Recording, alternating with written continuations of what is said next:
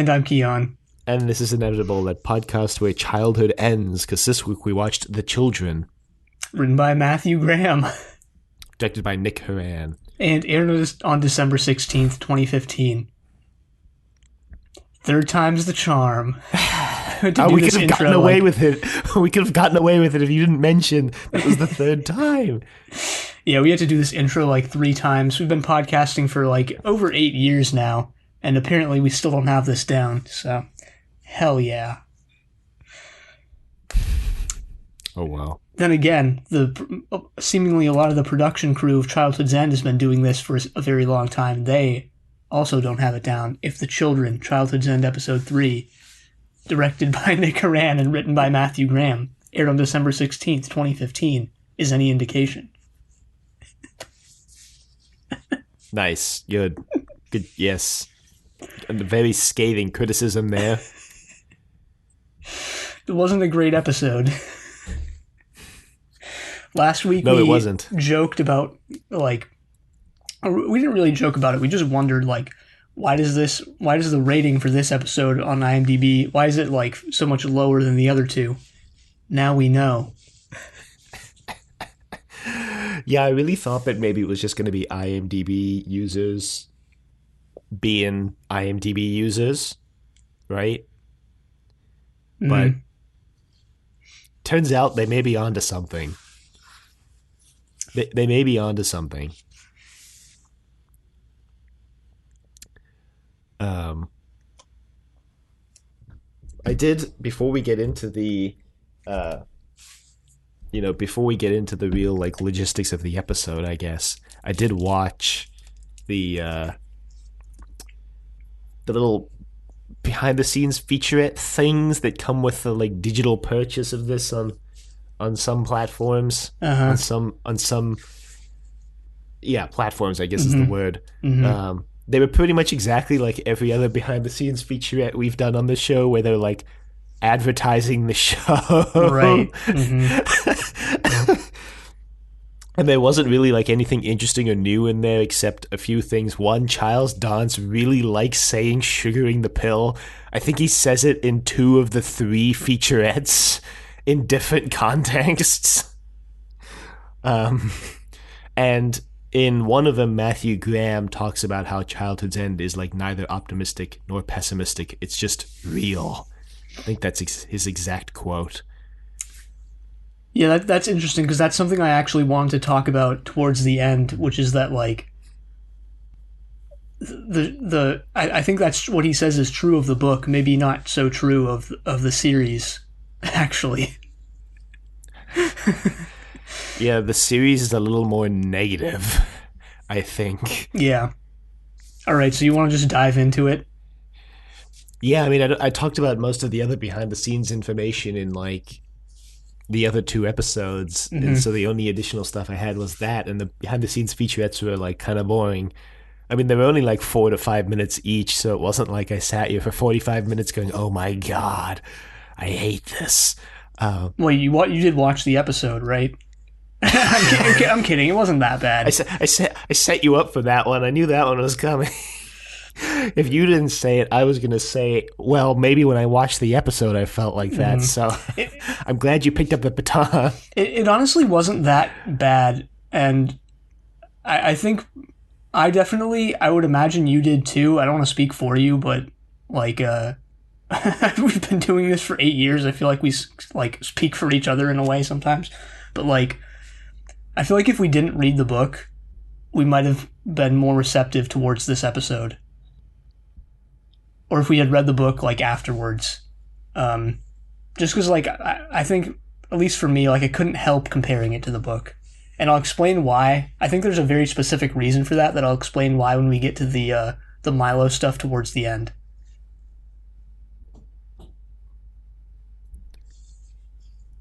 I mean, yeah, maybe.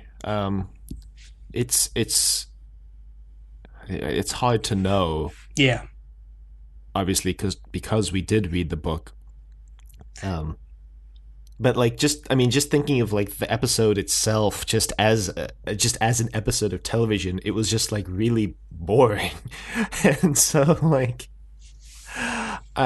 I don't know.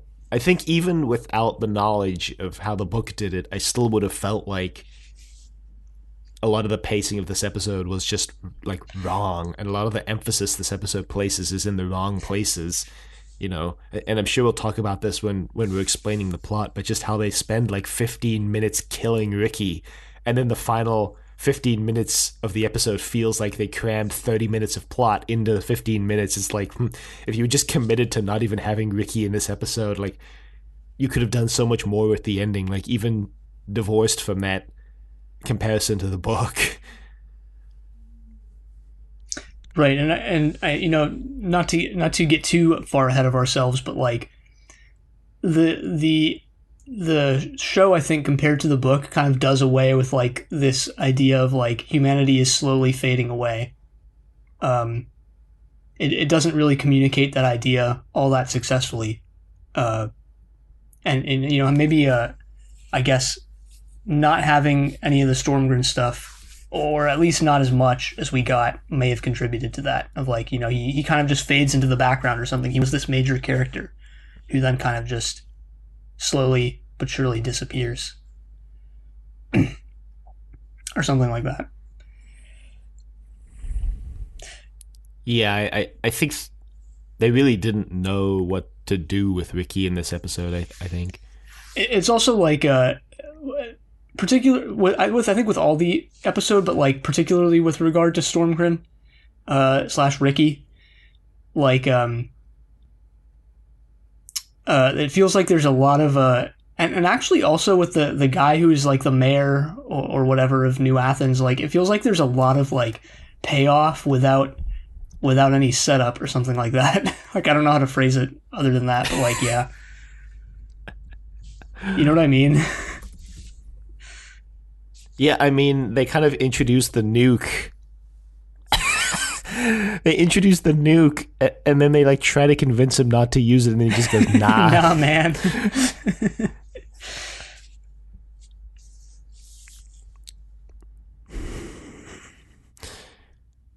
But I see what you're saying about the, you know, the like payoff without the setup. Like, I think especially with Athens being like, well, like New Athens, excuse me. And it's like, well, what's the point? We show up in New Athens for like 5 minutes of the episode. It almost feels like, I think if I hadn't read the book, maybe I wouldn't have had this thought, but I definitely have this thought because I read the book that's like they only included New Athens because they had to. Yeah, and like before, you know, in the previous episodes, it seemed like they were kind of going an interesting direction with it. And I don't know, maybe, you know, I just haven't thought about it enough or something like that. But I don't know. It feels kind of, it felt kind of wasted or discarded. I guess we should talk about the plot of the episode. Let me pull up my notes. My first note is, let's see how depressing they make this. And then the second note is this the shortest episode so far? To which the answer is yes. This is the shortest episode so far. Took me the longest to watch, actually. though. It took me like over 2 hours to watch this episode because I kept pausing it to do other things. Not a mark of quality for the episode that you felt fine doing that, basically. No, yeah, and also this was like 3 a.m, so why did you watch? Oh my god. Oh, well, I was gonna say, like, yeah, this was like 3 a.m, so like I feel like I don't even remember half the episode because of that, so, but also because it was just kind of boring. But yeah, I think we're honestly making this out to be like worse than it was. It was just mainly like mediocre / disappointing. Yeah, it was just kind of boring. It wasn't like all bad, yeah. Just, I guess, just to get that out of the way before we rail into it here. Well, we get a recap. We get a last time on Childhood's End. Once again, it feels like they just took every single scene from the last episode and pulled out like a 2-second clip from it. Like it's so extensive. It's like every single beat from the last episode is represented here, which is maybe a good thing. I don't know. Yeah, I mean, They also include the clip of what is it, Amy? The former God. Mrs. I think Amy. No, not Amy. Yes. Amy is Amy. Yes, Amy. No, Amy yeah. is No, Jake's wife and Yeah. Jennifer's mother. Ellie is Stormgren's current wife, and whatever Annabelle. Yes. The clip of Annabelle being like, "One day you'll understand why I'm back," or like why they brought me back. I felt like that was setting something up in this episode that was like more than the weird fever dream that some of Ricky's scenes were, but.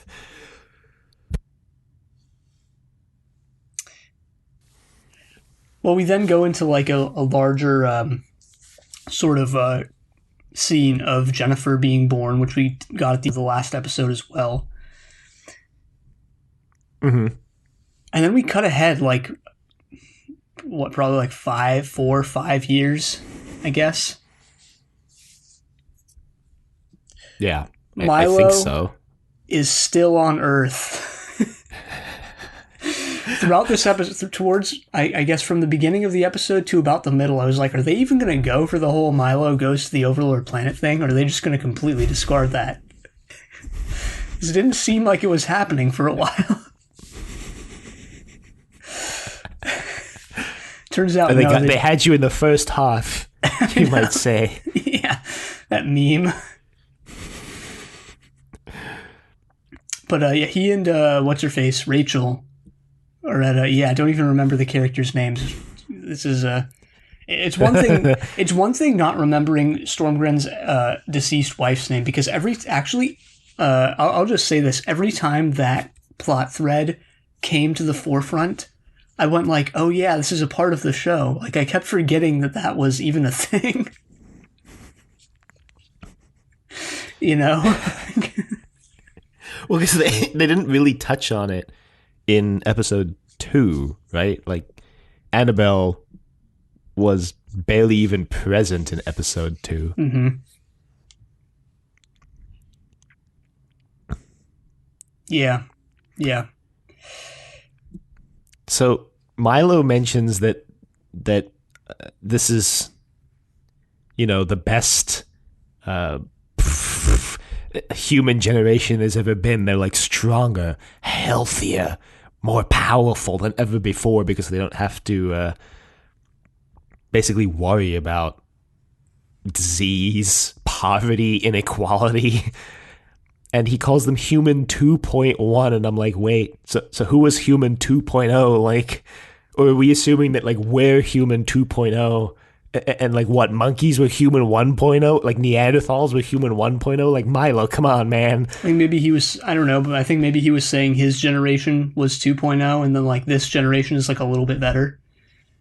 Right? Because there was a massive shift when the Overlords came, and then this is just like a little upgrade, Yeah, I mean, I don't know. I'm not really even worried about it, I just was like, really, Milo, come on, man. Milo doesn't seem too worried about it either, but what he is worried about is the Illuminati-esque drawings of a 40-year-old.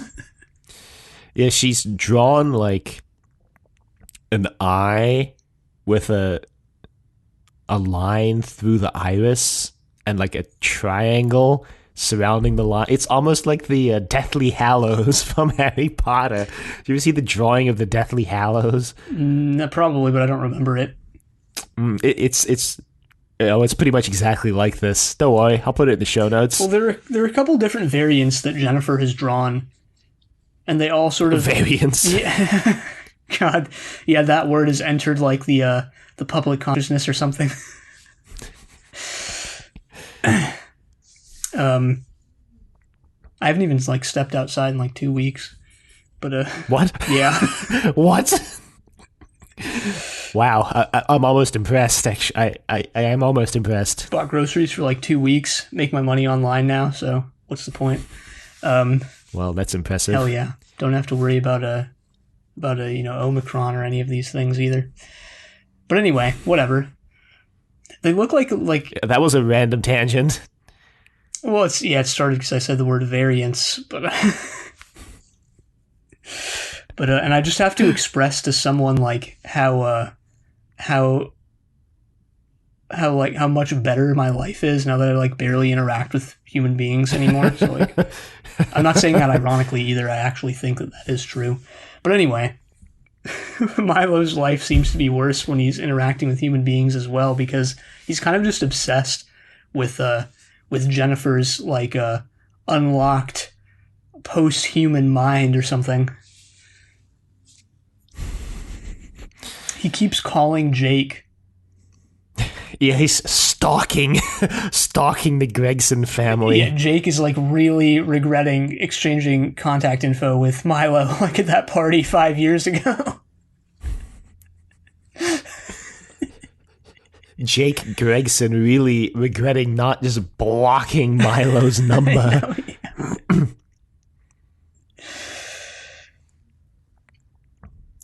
But Milo is also doing some experiments of his own, it seems. Another sort of a thread that seemingly, I don't know, doesn't go anywhere or something. Like, it adds to the psychic children thing, but I don't know.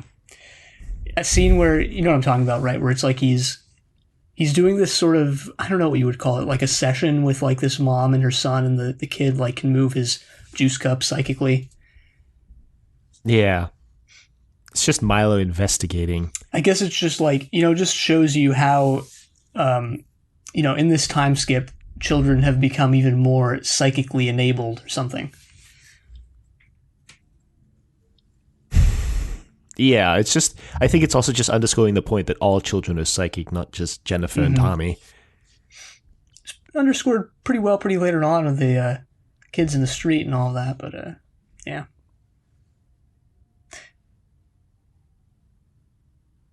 Anyway, Stormgren, like we've made mention of earlier on, is dying. Well, yeah, as like the whole previous episode was about. Corellin comes to visit him, his once every 5 years visit, I guess. And again, like yeah, he. Well, I was just gonna say, like, before we actually explain it, like, last week I kind of said they were, humanizing the overlords a little more, rather humanizing Corellin, because he is the only overlord in the show until like the final 10 minutes. But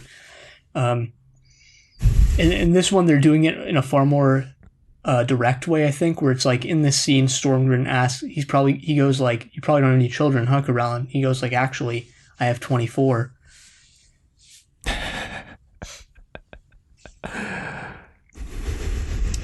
So they are definitely like bringing the overlords closer to being human, and also giving them sort of an emotional reaction to the Earth being destroyed, essentially.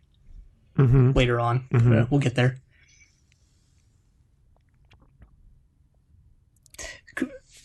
Well, he also has a line about, again, reiterating, that the overlords are not the ones making this change happen. I think the exact line is, "We are not the authors, we are the facilitators, or midwives, if you will." And that's actually why Stormgren's like, "You don't have any children, right. do you?" Kind of mixing his metaphors there, authors, midwives, yeah. Hey, it's an alien who learned English. Like, English is like his 50th language, considering how many other planets they've done this for. Yeah. The whole humanizing Corellin more thing could have been a good opportunity to go into detail about, like, I guess how he kind of feels about being the guy who, because they reference this in the book very, very briefly. I think it's just like one line where like Corellin, someone makes a guess or implication that like if Corellin is the one who is in charge of doing this for every single planet, and it seems like he is, then like what toll is that taking on him?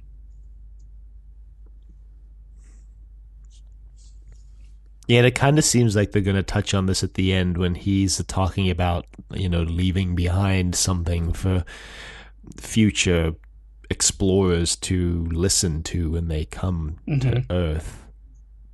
but that's like right at the end of the episode, so we don't get a very deep exploration of that. But yeah, whatever. I mean, you wouldn't want to like throw the sort of I hate to use this word because I don't know. I feel like this is just a sort of a crutch that people like say like, oh, the pacing was bad when you don't actually know any like what you're talking about. But like, I don't know, the pace. I don't want to like say that they should have introduced something that would throw the pacing like more out of whack or something. Because I guess just to clarify that, it's like I think both of us, looking back on this episode, would say would say and have said that like the pacing is weird because they spend too little time focusing on the Milo stuff. But I also think that like the reason we're saying that is because that's kind of what we both latched onto with this story, whereas like maybe the people making this, that wasn't really the main thing of the story to them, like. Because for us, like when we read the book, for example, like again, we both latched onto the Milo stuff, but there's other stuff going on in the book. So maybe someone else reading the book would have that be more at the periphery of what they cared about, and have something else be more the main focus, if you know what I mean. So like that's why I'm kind of uncomfortable. Yeah, maybe, but I don't think we should. I don't think we should consider what the people who wrote the story latched onto or not. Well, just as an going back to the whole, hey, don't think we should consider the author's intent kind of thing. I don't necessarily think that we should consider what they latched onto when we're talking about the pacing. Yeah, I don't either. And like, in terms of like, directing, how much the episode gave me like enjoyment watching it, which was very little, but at the same time, just as an explanation of like why it was done this way, like. Maybe. I don't know. I've also definitely latched on to like why is Stormgren in this episode? Like I just like personally cannot figure out what the Stormgren part of the story is saying at all. Like within the story, like what is it saying? Yeah, I don't know. This is like it's like. This is one of those things that it's like you don't really care enough about it to really like go into detail on like this, what it's doing thematically like at all. It just kind of rolls off. It's just kind of water off the duck's back of like what you even care about.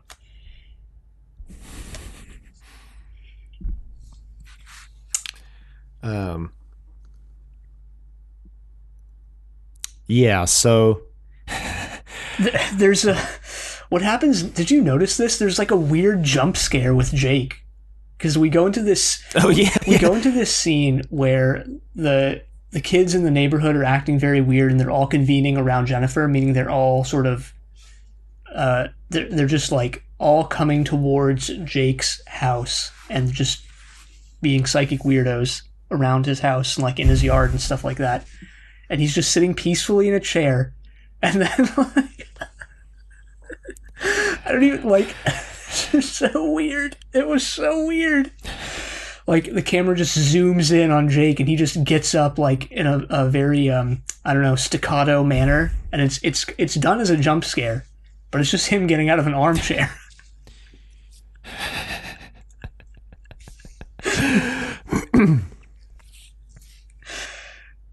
So that's what happens, and he goes out into his yard, and there's like I said before, there's all these kids. And then this seals the deal. This is the straw that broke the camel's back.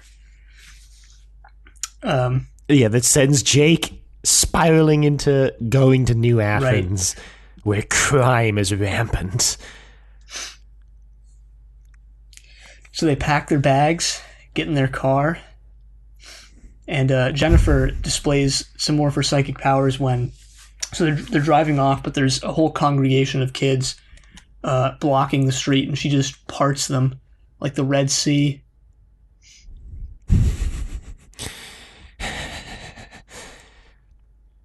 Yes, Jennifer. So they've made Jennifer a much larger. They've given her a much larger importance to the children's ascension. Basically, she's kind of the leader. And I think we forgot to mention, because I think it happens around now, actually, at the same time as the kids showing up to, the Gregson's house, all the kids around the world are just saying Jennifer, Jennifer, Jennifer. Right. And which is Milo knows this as well, and is also part of the reason he's like, yeah, it's got to be the Gregsons. Something's weird about the Gregsons. Yeah, he definitely has the hunch that like this is all revolving around them, and he's right. But like, yeah, that's interesting. That is the case, because like in the book, it's not. In the book, Jennifer is just the first person, the first child to, I think, display or to ascend to this higher plane or the overmind or whatever it is. And that's the other thing. This makes it far more explicit, actually, what's happening. The book leaves it a little mysterious. Not really, but kind of. But like, just having Jennifer sort of like, that's a very human thing. It's a very easy to understand thing that like this would revolve around one person, right? There's one leader and everyone else kind of just, follows them. So it's almost to the detriment of like what childhood's end even is, right? Where it's about humans becoming something else. And in the show, like that something else is seemingly pretty close to human.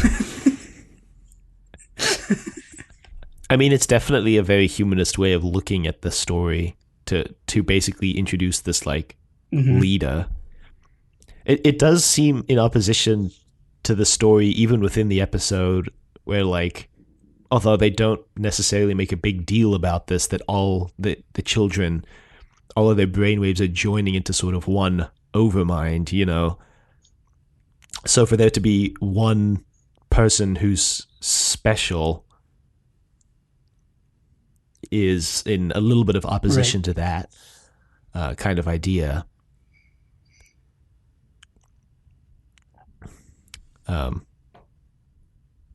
But yeah, so they go to New Athens. New Athens, they kind of only give us a bird's eye view of what New Athens is. Yeah, that's sort of almost like unavoidable or something. In the book, you have a lot more detail about their lives there. They lived there for years, and all of this. Here they show up, and then like a couple minutes later, they get pulled over, actually. They don't get pulled over. They're riding a bus, and there's a cop on the bus, and he's like, "You guys come with me," and he takes them to a guy whose name I forgot. I didn't even write this guy's name down. Was it? So much of the episode is focused on his play. No, I don't blame you, because like that's one of those, I think, payoff without setup things is like, who gives a damn about this guy? Was this Jerry? Jerry Hallcross? I have no idea. Was this Jerry? I must hold on. I'm on the cast list. Yes, it was Jerry. Okay, it just seemed like Firefox froze, so I was like, uh-oh. Okay, anyway, so Jerry is like he calls himself the closest thing to a mayor that New Athens has. Right. They don't really go into the political structure, so to speak, of New Athens, and I don't necessarily think they need to, but I guess just for the people who didn't read the book, in the book, New Athens is set up as like a bastion of culture. So they have, basically they have a council with one person representing each sort of subfield in New Athens, and I wrote all of them down. So it's production, power, social, engineering, art, economics, science, sport, and philosophy. Right, but in the show they don't go into any of that. There's not really a reason to, nor is there the time. Yeah, like I said, I don't think they really need to go into it. I think for the purpose of the story being told in this episode, you only need to know that Jerry is basically the leader of New Athens, and that he has semi-unlimited power. I guess if you're going to retain the the nukes thing, like it has to center around one character, versus like in the book, it's not really. Again, the book is far less character driven, and that holds true for this as well. But yeah, whatever. Like all the stuff with Jerry to me was equally boring as the stuff with Stormgren, to be honest. Well, the interesting thing about the book that I want to talk about just very briefly is that, in a way, the way that Arthur C. Clarke has set up this political structure in New Athens almost mirrors like the Overmind, where it's like it's basically a council of equals with one guy who's on a rotating basis. One of them is just in charge, but the person in charge has no additional power except being like a public figurehead. And so there's this almost sort of mirroring, potentially foreshadowing humanity's development into a single consciousness in even that political structure that humans set up in order to get away from everything that's happening in the world. That's true, and it like it almost like gives that entire endeavor, like the entire endeavor of New Athens, like this quality of like futility or something, right? It's like they're trying to actually, because actually both in the book and the show, like what New Athens is trying to do is to go back to the past, like before all of this happened. But yet, even on that level, they can't get away from it. They're actually going more towards, what is inevitable.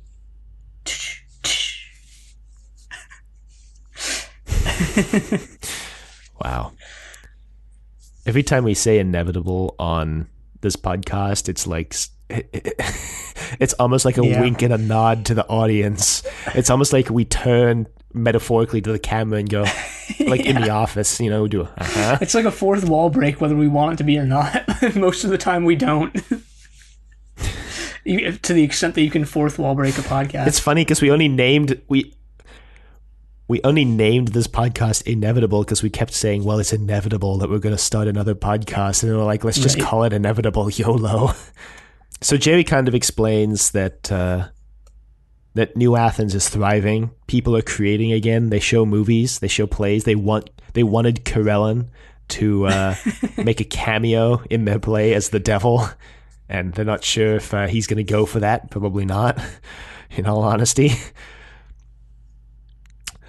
This is about halfway through my notes for this episode, and I think I have written here, I expected Milo to be on the ship by now. I literally have a note, like, is Milo even going to go to the Overlord planet? Damn, that's the exact note. Don't worry, they get to that, like, right after this, I think. Yeah, it's coming up pretty soon. Jerry takes them to his place, I guess, which is right on the beach. And he reveals that he himself is like an artist. He has all these paintings that he's done and all that stuff. But he didn't used to be an artist. He also reveals that he used to be like a sergeant, but then when there was no more war, he had to find something else to do. And that was art, apparently. That was founding New Athens and becoming an artist. While this is going on, what is Elder Gregson's name? I don't remember. Tom? No, isn't that the son? Oh, Jake? Jake is noticing a suspicious, like, package in the back of the room that's got, like, the radiation symbol on it, and he's like, Oh, really? I didn't realize that, or I forgot about it. You just see, like, a Geiger counter, like, going off the wire, like, in the back of the room. Yeah, so basically Jeff is just, like, this nuke is just sitting, like, on his floor. I mean Jerry. Jerry, sorry, in his art studio.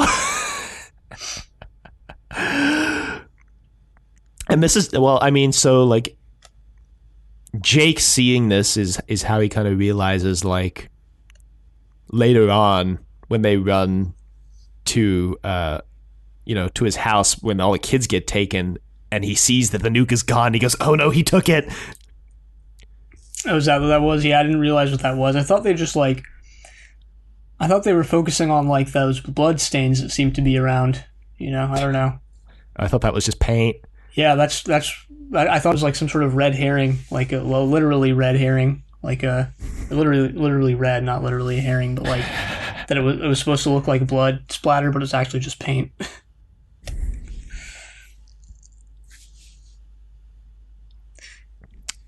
Anyway, at this point in the episode, we shift focus to Milo and Rachel, who are doing, guess what, jumping into bed with shoes on. I mean, there are not many TV shows where they don't do that at this point.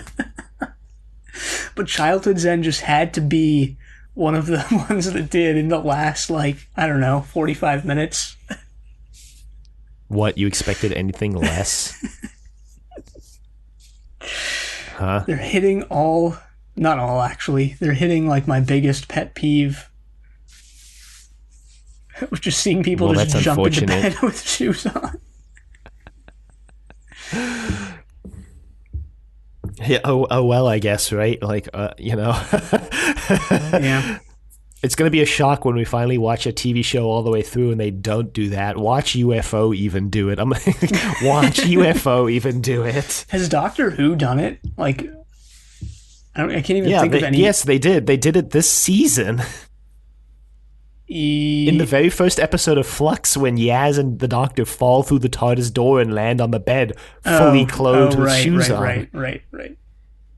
That was literally this season. Yeah, I don't have a problem jumping into bed fully clothed. Like, that doesn't bother me. But they had their shoes on, is the point. Yeah, no, I know. But with the shoes on, that's a whole nother issue. Anyway, Milo has decided that he's going to go to the Overlord planet. Rachel has been sending them animals, so he has the perfect way to do this. Yeah, they've been sending them live animals. This is not really explained at all. Like, why do they want the animals? Just shrink-wrapped animals. Yeah, because they cut out, like, so much of the Overlord society that, like, I guess it's just, you just so have much. to You mean guess. all of it. You mean all of it. They cut all of it. All of it. Yeah, they did. They cut all of it. God damn it. They get to the Overlord planet and it's just basically empty. In a way, that's like that adds to like, because in the let's just say this now, like in this the ending is the way it's done, like tonally, is it's so much more devastating, right? Like, we talked about the book being not a very humanist tale, like in the first episode, and this one kind of is like a Childhood Zen that couldn't get away from thinking in that way, if you know what I mean. Mm-hmm. And I think like Milo going to the Overlord planet and it just being desolate and there being nothing to do there except go back to Earth, like, kind of is in line with that in a way. Yeah, I mean, I guess it's just reinforcing Corellan's, like, we have nowhere to go, our development is done. Mm-hmm. Yeah, which they did retain that from the book, actually. Mm-hmm. Forgot about that. Yeah, at the same time, it was damn disappointing, the fact that, like, he just goes there and he's like, all right, bring me back. So there's a bit of, I don't know. There's some emotional scenes, I guess, between Milo and Rachel. She doesn't want him to leave, obviously, because they both realize that, like, due to the time dilation thing, like, he's not going to be back for, like, 80 years. And she's like, she says, don't worry, I'll still be around. I think both of them are, like, what, like 40 at this point? Like, not biologically, but just, like, because no one ages anymore, but, like, yeah, they're actually, like, in their 40s at this point, I guess. Yeah, I don't know. I mean, Milo is trying to comfort her by basically saying, like, well, we know the Overlords can mess with time, so, like, maybe it won't actually be that long. Mm-hmm. Maybe I'll be back sooner than that. Maybe it'll actually just be, like, 100 days, Little do they both know that, like, humanity is about to go extinct. Yeah, both of them have been researching these psychic children and their visions. There's also, like, I guess before this actually happens, before he commits to to getting on the spaceship, he does get to video call Jennifer and ask her what the drawings mean. And she basically just says something like, look closer. And we zoom in on her eye, and her eye looks exactly like her drawing. And then we see in her eye a vision of the Earth just exploding. Right. She also has her, like, we are all, thing or whatever that is, I think. Yeah. I guess I didn't put this together until now. So, I don't know, go me or something. But, like, I guess the eye thing was a replacement for, like, because in the book there's that sort of probably one of the best moments of the book where you see the eye on the Overlord planet. And that's not done in the show, obviously. So that's the eye drawings and the zooming in on the eye is kind of a translation of that. Yeah. Yeah, and like that's probably what it is. And just like linguistic translation, it's diluted. Thank you for that. It's like, it's drinking Kool-Aid the way it's meant to be consumed, right? Which you're supposed to dilute it by half, but nobody does. Because nobody does that. You lose all the flavor. Exactly. Yeah. It's worse. The inferior Kool-Aid drinking method. I don't actually drink Kool-Aid, just to, I don't know. Neither do I. To, like, clear that up or something, but just in case anyone was confused. Mm-hmm. Well, Stormgren is also confused and dying. Well, he's having. I'm unclear if this was actually happening or if it was like a dying vision of Stormgren. But he's like back in the hotel room with Annabelle. Turns out he proposed to her. She accepted, and then she like died in the hotel room. Okay, so the hotel, like the next day, no, the hotel room was their honeymoon, right? That's what it was. Yeah, and then I believe, look, I don't know, but I think she died in that room. And that's what I think happened too. He somehow felt some sort of guilt about that because even though her death was not his fault, there's a moment where like he has Yankees tickets. They're in New York, so he has like Yankees tickets. But then they both decide that they're just going to like screw instead. So they're like, forget that. We're just going to stay in this room. And then that somehow was related to her death or something like that. That's what I got out of the scene. I don't know. Yeah, I don't know. All I got out of it, to be perfectly honest, and I know this is like kind of a cop-out on my part since we're supposed to actually be paying attention to these things, but like what I got out of it is that staying in the room led to her death. He felt some sort of guilt over that. Yeah, that's what I got out of it. It's done in such like a dream-like manner, though. It's kind of like because it kind of is a dream. And it's very similar to The Prisoner 2009, except with that show, for better or worse, probably better. I would assume you have like a better grasp of what's going on in the scenes that are kind of similar to this, because of the expanded length of the show. Because you have the full 6 episodes, and they drip feed you some more of the dreamlike things a little, I don't know, better or something. So you kind of have a better idea of what's happening. Possibly. I mean, it's possible that was done better. I don't know. This is clearly a dream because when Ricky runs out of the room, he like just runs out of his front door, and he just I think he just collapses like in his front yard thing. Yeah, he collapses in his front yard. And earlier in the episode, Ricky and Ellie were like lying on the ground looking at clouds and constellations, and so when he collapses here, Ellie comes out and she knows he's about to die. So he's like deliriously saying something about the constellations, and so she lies down next to him and they look at the constellations as he dies. Yeah, we actually forgot that there's an entire it's sort of like a montage of like Stormgren and Ellie just kind of like living for 4 or 5 years. Yeah. Mm-hmm. Yeah. He's also got all these like overlord tech computer chips just like that he attaches to his arm, I guess, to relieve the pain. I don't know. Yeah, but those were, I think what was implied is those were also, they were also giving him like some degree of pain or something, because like he rips them out and he's like, forget these things, I'm just gonna let this thing like take over my body. Yeah, I think they're just slowing the disease down, basically.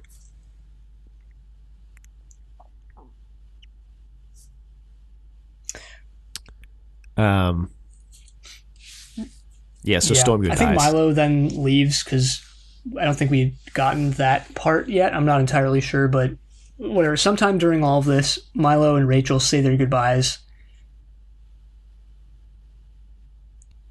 Yeah, it's after Ricky dies, based on my notes here. He leaves. They once again touch on this this symbol, right? This Japanese symbol. It's again they get the meaning wrong, but whatever. There's no actual, in a language as different as like Japanese and English. There's never like a 1-to-1 meaning for things. But like, yeah, this is basically wrong.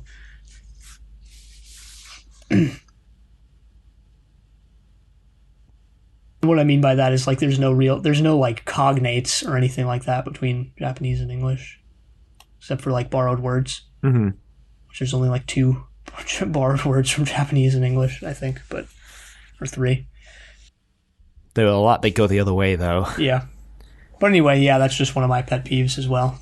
As well as the jumping on the bed with shoes thing. But yeah, it's sort of a heartfelt goodbye, and I think they both, like the idea with the whole, like, you know, maybe the overlords will be able to control time in like a way that we don't even understand, or, you know, maybe it'll just be like 100 days, who knows, like, that's basically them. My interpretation is that it was basically just them, like, knowing they're never going to see each other again and just not saying it. Yeah, I mean, again, Milo's just like lying. Like, yeah, I'll be back. It'll be fine. I think we get a little information on what the orbital is here. You know, they'd introduced the orbital last week as like what Milo was working on for Boyce, and he says if he's not back in 100 days that she should get to the orbital and sleep it off, basically. I guess they're putting people into cryo sleep on the orbital. Yeah, this was such a background thing that like I didn't even care about it, I guess. It was like it was like at the periphery of anything that was happening.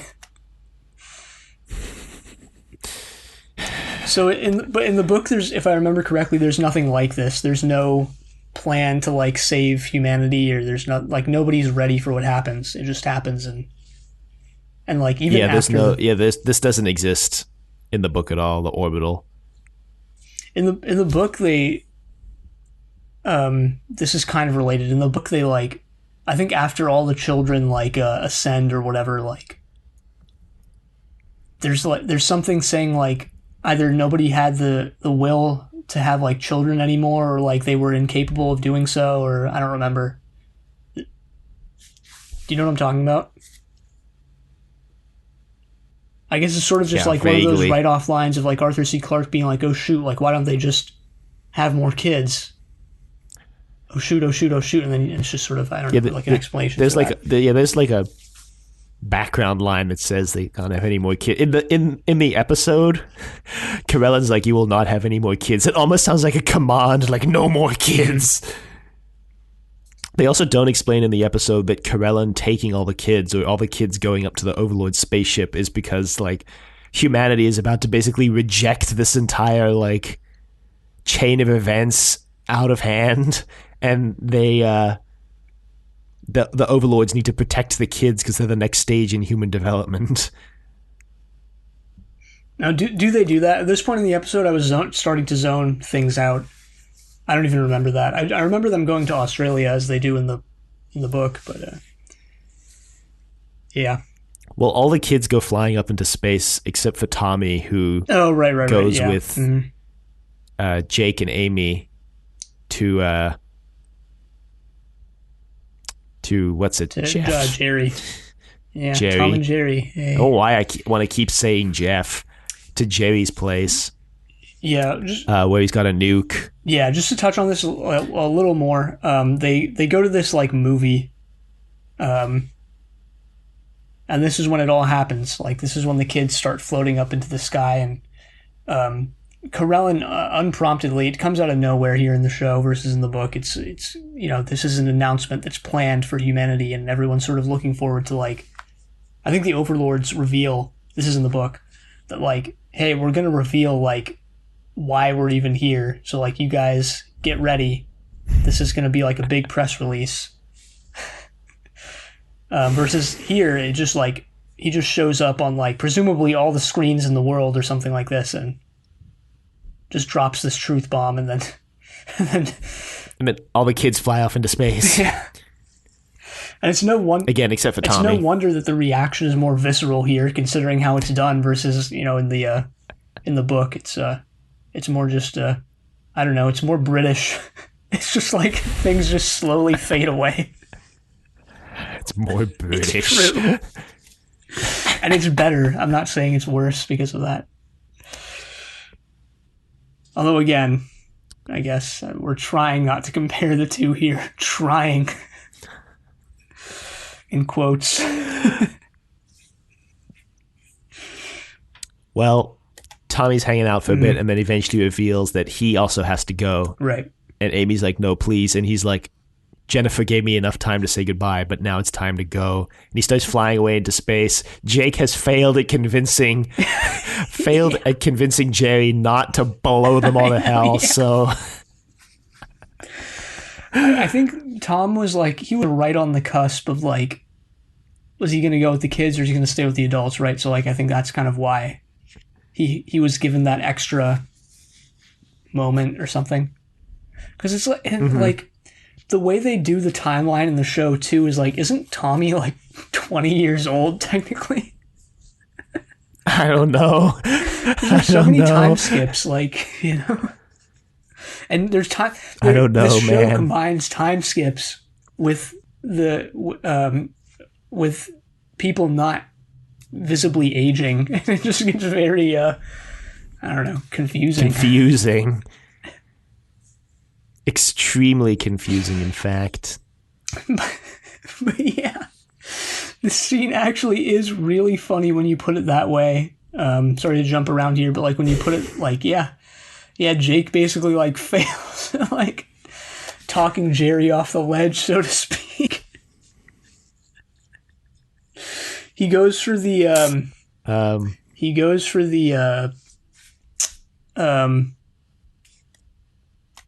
why am I blanking on the name of this movie?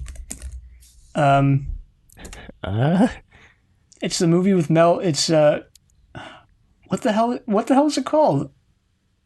Oh my god, whatever. I can't remember. Spaceballs? No. Lethal Weapon. Yeah. Lethal Weapon. Yeah, it's like, if you watched Lethal Weapon. No. There's a scene, though, you know what it's about, right? It's like a buddy cop thing with Mel Gibson and I forgot the other guy's name, but he's trying to talk this guy off the ledge, but he's goading him into doing it. He's like, do it, you coward. Like, no one's going to miss you. Do it. All right, whatever. That was a big, I don't know, tangent. Mostly because I couldn't remember anyone's name. Good job.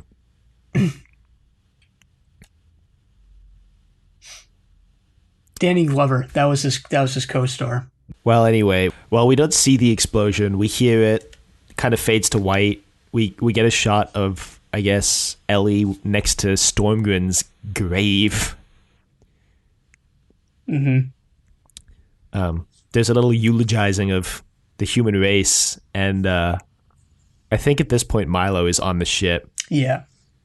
He wakes up, I think, actually about now at the Overlord planet. We get a name for the Overlord planet. We didn't in the book. It's Jejena. It's called Jejena. So the Overlord planet is decidedly less optimistic than Arthur C. Clarke's vision of it. It's basically just hell. It's just a lava planet. Everything is dead. I kind of imagined it being hell-like in the book too, based on the description, but not to the extent. Like, there's obviously still cities and there's still like things going on there, but here there's not really much happening.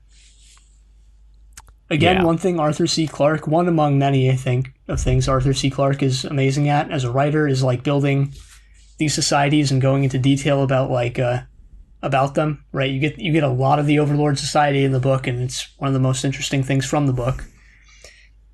Not really done in the show. And this is like, I think this was kind of one of the biggest reasons why I didn't like kind of this episode, and especially this part of the episode, is like a lot of the scenes here feel like one-to-one, like or at least the dialogue and such kind of just feels like it was taken straight from the book without like taking into account that like a book has narration, and there's like a lot, it's delving into these things in like a lot more detail than just like the dialogue could ever do by itself, and they're not really, using this sort of changed medium to tell the story, tell the story like in full or something like that. So, if you know what I mean. It's also kind of like they took the dialogue directly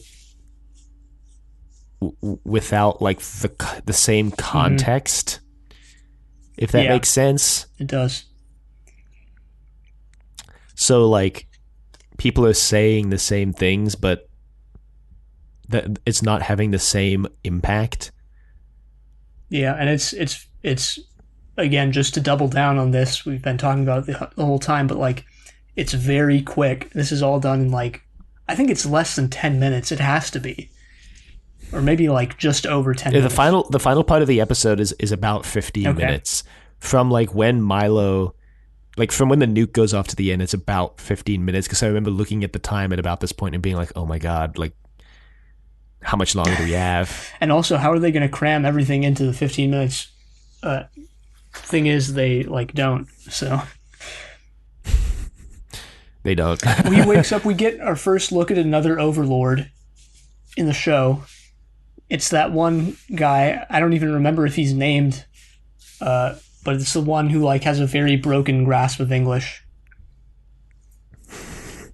Yeah, this is a Vindarton, right? I think so. Pretty sure. In the book, this character is related to Milo's sense of loneliness and not belonging on the Overlord planet, because he's the only one on the, like, no one can communicate with him on the planet except this guy, and it's just in a very broken manner. Yeah, and he immediately asks to be taken back. Yeah. So they take him back.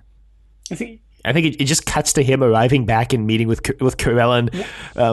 So we don't see humanity fall, basically, but we see all the children go make a sky beam in Australia. Well, does he see the Overmind on the Overlord planet? I think he does, right? Or is I don't think so. Or he sees it like after he comes back. I think he did.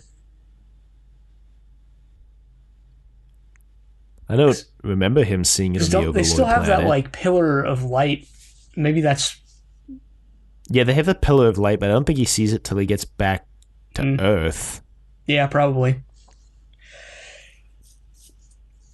But yeah, that happens. He sort of looks into the Overmind and I guess psychically goes into it, and he sees Rachel inside.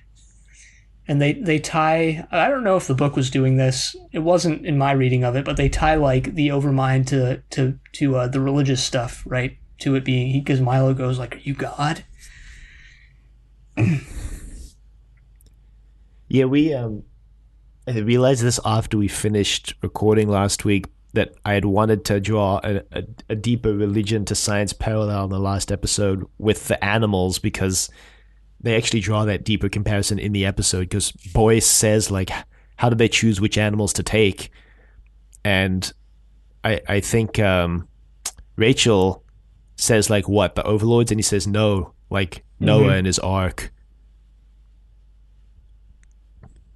Well, so yeah, like they're really diving into that like religious implication of the overlords, which they started with the overlords looking like the devil, and that's directly from the book. Yeah, and now that you say, but they went deeper with it. I could just be remembering this incorrectly, but like, isn't the Noah's Ark story in the Bible one of the reasons that story exists is to explain why, like, mythological creatures no longer exist, right? Like, you know what I mean, right? Like in the ancient, Middle East, where these texts were written, there were mythological creatures. There were creatures from mythology that obviously weren't real, and like that story was sort of an origin story of like, well, he only took so many animals, right? All the other ones got washed away in this flood, and that's why they no longer exist, type thing.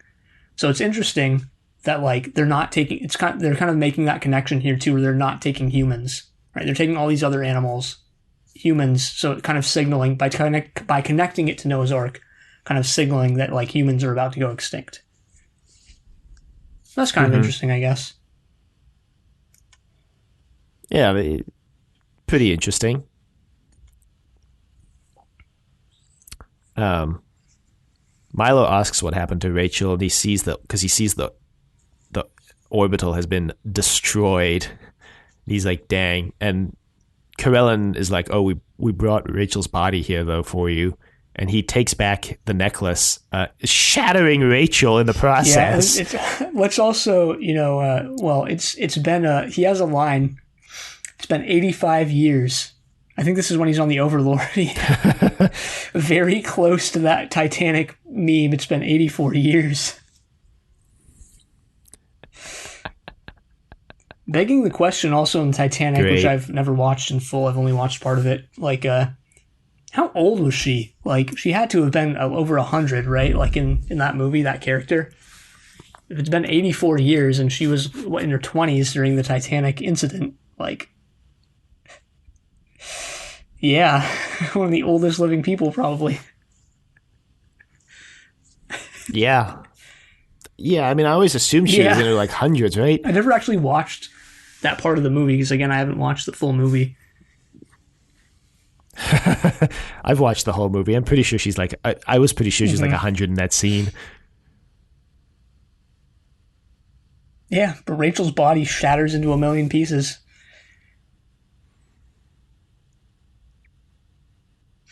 And then we go into like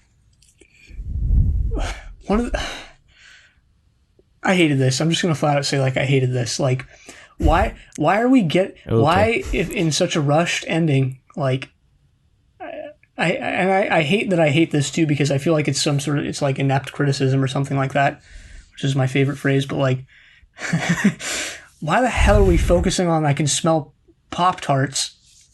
Like at the end of the human race, like, come on, man. Why are we talking about Pop-Tarts? Karellen's on the spaceship like, well, that's completely useless. It's a Pop-Tart, man. Like, we're asking you to collect these details. And, I mean, I guess it's like, it's like this, smell is like the most base human scent or something. That's why like smells can unlock memories that you have forgotten, or I mean, everyone probably has experienced this at least once, where like you smell something and you just get like a tiny flash of memory from like before you were even cognizant, and then it just goes away. So I guess it's like tapping into like, he's the last human, like this is a very human thing. He can smell something from his childhood eating Pop-Tarts, but yeah, I don't know. Yeah, I don't know. He also has a mental breakdown where he's like, oh my god, the human race is ending. And he begs Karellen to save something from the human race, anything. And I guess what they save is just like Mozart. Yeah, I was confused as to what they saved. Maybe I felt like maybe I just wasn't paying enough attention, but it's really not clear. But my interpretation is that they save a piece of music, the piece of music that's playing at the end of the episode, because Van Darten's like, so like, what do we do with this? And he says, we're going to leave it here for anybody to listen to when they come through. Oh, gotcha. Where Earth used to be. Corellan's like, oh, I was just kidding. Just throw that in the trash. Who cares? Just gonna delete it. Delete it from the servers. I know, yeah. RM minus RF star. But they make the overlords a lot more menacing too, because like the Earth explodes, and then you just see Corellan going, "It's done." Yep, time to move on.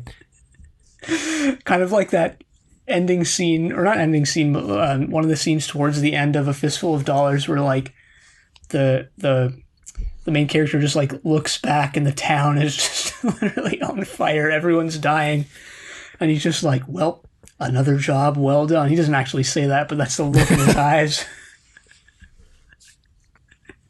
For some reason, I imagine now Childhood's End instead ending like Once Upon a Time in the West, where they're riding away from the town, and then Eli Wallach's character just goes, "Oh!" and reveals that he was like shot 30 minutes ago and has just been like holding on until they ride away from the town, and he just falls off his horse and dies in the last 2 minutes of the movie. Just Van Dyke goes, "Oh!" and dies, and Corellan's like, "Well, oh well." Wait, once Eli Wallach was in Once Upon a Time in the West? Or not Eli Wallach's character. Shoot, who was that? God, I have his face in my mind, and I've like confused it with Eli Wallach. I don't know. I don't remember the movie that well, so except for a couple particular scenes, but yeah, Dang, I don't remember. I'm not going to be able to remember who it was.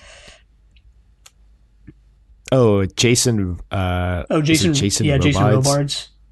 There we go. That was the I don't know how the name popped into my head, but I forgot how good, I guess, the movie poster for that movie is. Like, I just saw it the other day. I was like, oh yeah, that is one of the best ones. Movie posters, that is. Because it's like, I think it's a scene from the beginning, like when they're all at that train depot, and it's like a guy contorted into like a very complex, like mid-death stance. Yeah. Back when movies actually had decent posters. You'd think posters would actually be more important now, like online and stuff, but I guess it's more trailers. Well, they are important now, but just they've been so like workshopped to death that they're just all the same. Yeah. Because I guess they decided people like seeing people on posters instead of art. Which is actually the opposite of true, I think. I don't know. Well, for me. For you or me, I guess. I don't know if it's necessarily true in general. I mean, clearly they've studied this, right? Yeah, I'm sure there's been focus groups to determine stuff like this.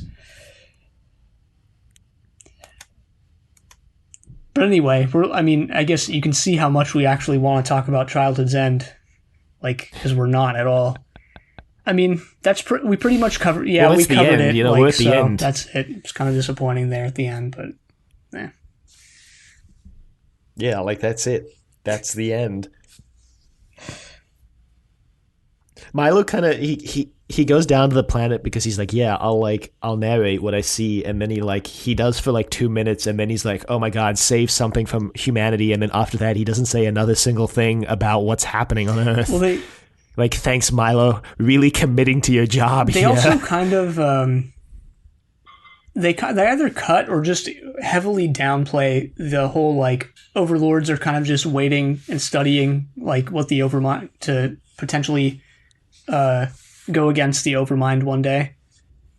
And like Rashaveric isn't even in this, so there's no real like guy who's studying this. You know? I don't even remember why they want him to narrate the end of the world in the show. I remember why in the book, because it's more clear in the book. Well, in the show they don't even like indicate that they want him to. Oh, he just says, offers. Yeah. He just says, I'll like. He asks if he asks if they'll send him down to the planet, because they're like, oh, you can come with us, the last human learning everything he wants to ever know. And he goes like, no, can you like send me down to the planet. And they're like, well, like, I guess, but why? And he's like, well, okay, I'll tell you what's happening then. Yeah, and the idea, I think, is that he doesn't want to, like, he wants to remain human, even if it means dying as one. Right.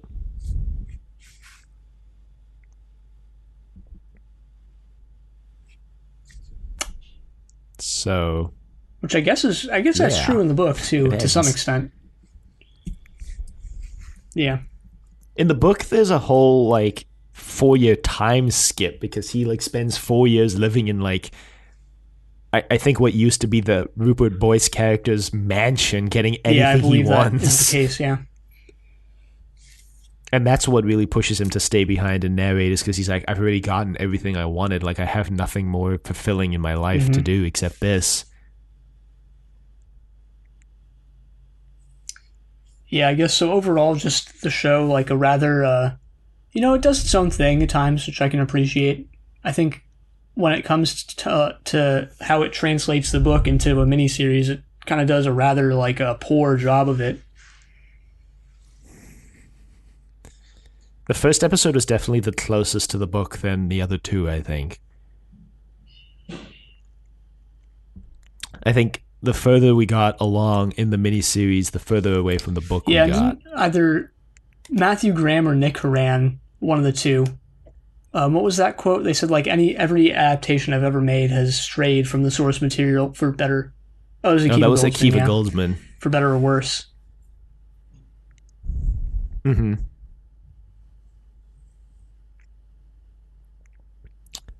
I think, I talked about I think everything I had to talk about. I don't honestly have much more to say here, and I just realized we don't even have any new characters here, unless you want to look up the second Overlord. Well, I actually did look up, Jerry. Jerry, the mayor of New Athens, and Van Darden. So I looked them both up. So I'll go to it. So Jerry was played by Tank Sade, who was actually born in Australia. 28 acting credits. Not a lot that I recognize, though. Deception, the Lethal Weapon TV series, funnily enough. Sons of Anarchy. He was in an episode of The Mentalist. CSI New York and CSI Miami. Gilmore Girls. And and an episode of 90210. Mm-hmm. So that's the kind of the big stuff he's been in. Benedict Hardy plays Van Darten. He's been in a couple more notable things. So a lot of big movies. Like The Invisible Man, Upgrade, Hacksaw Ridge, just to name a couple. Let's see, that's kind of what I recognize him from. He's been in a bunch of TV shows, but nothing really like big, I guess. Secret City, The Luminaries, Total Control, Eden. But yeah, so that's that. He's on a list, an IMDb list, best actors, for which the photo is a picture of The Rock smiling. The Rock isn't a bad actor. I don't know if he's one of the best, but he's good. And he definitely does play the same character in almost every role, but I guess that's true. I don't think I've seen him in anything except the Fast and the Furious. Maybe I have. I can't think of anything else off the top of my head, though. You're telling me you didn't watch Jungle Cruise? That's exactly what I'm saying. Dang. Why was that good? Yeah, it was pretty good. I enjoyed it. Anyway, we have an email as well.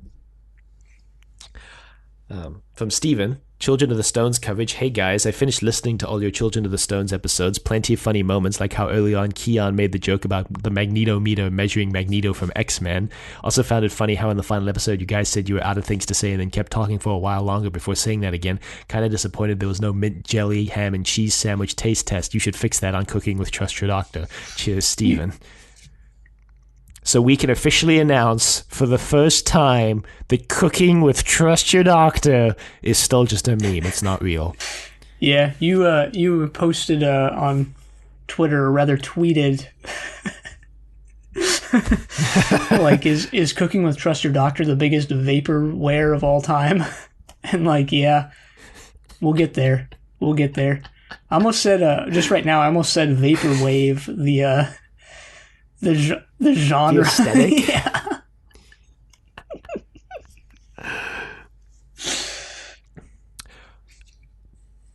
Well, overall, Childhood's End kind of like the ending was kind of, I don't know, the ending was kind of low key, which doesn't necessarily mean bad. It was but also it bad. was, and It doesn't necessarily mean that. well, Okay, what I sorry, wanted to go ahead. underscore, what I wanted to underscore was what we had mentioned earlier, and it kind of didn't elaborate on, is that the TV show is much more pessimistic than Yes. you know. Yes. Matthew Graham says that Childhood's End is very neutral. It's not pessimistic nor optimistic. It's just real. But I think the TV show portrays this much more pessimistically. Partially because the Overlord planet is just like bombed out wasteland of nothingness.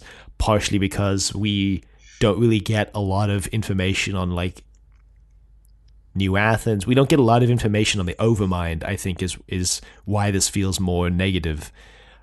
Because we don't know metaphorically the great heights that the human language is soaring to.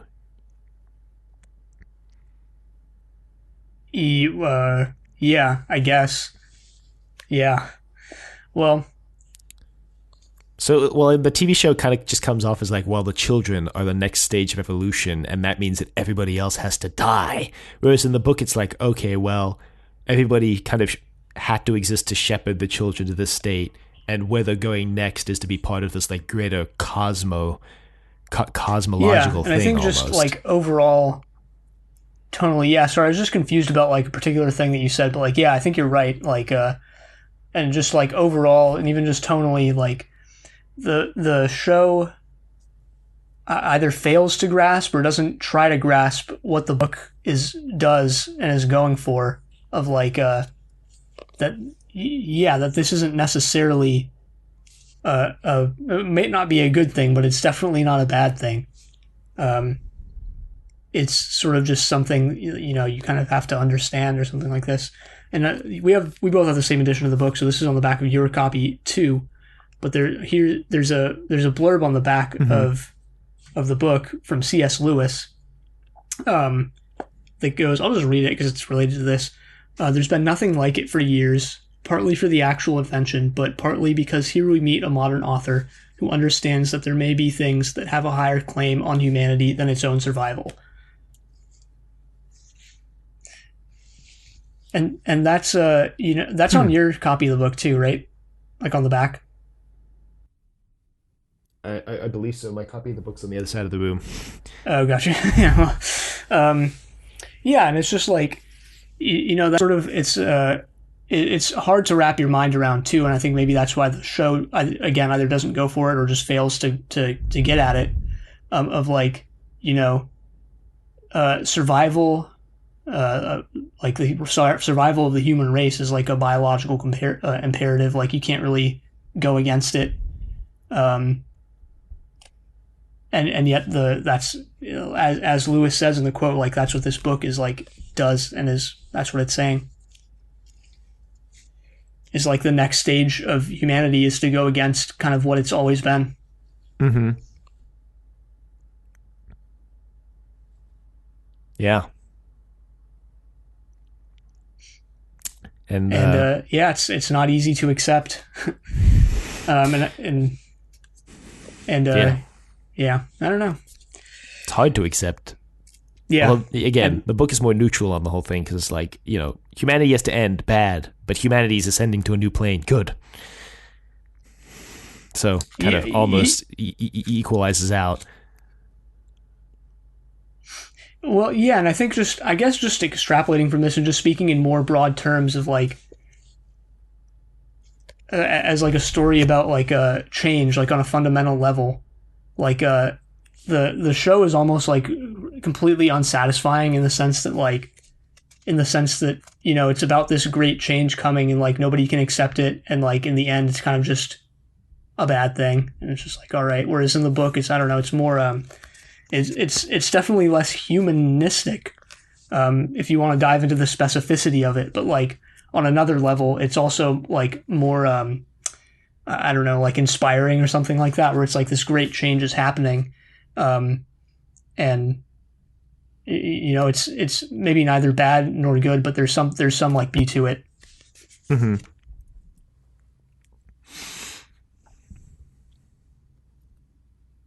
That's why we got the sky beam. Or maybe that's a misinterpretation of it, or maybe it's not that there's some beauty to it, but that there's like some like I don't even know the words to describe it, but like there's like some that this is important, right? Like mm-hmm. Yeah, I don't know how else to describe it, but yeah. Yeah, and I think that actually concludes everything I wanted to say on this. I just wanted to underscore the point that the TV show is a little more negative. Mm-hmm. And that's that. So next week we'll be returning with another show. Yeah.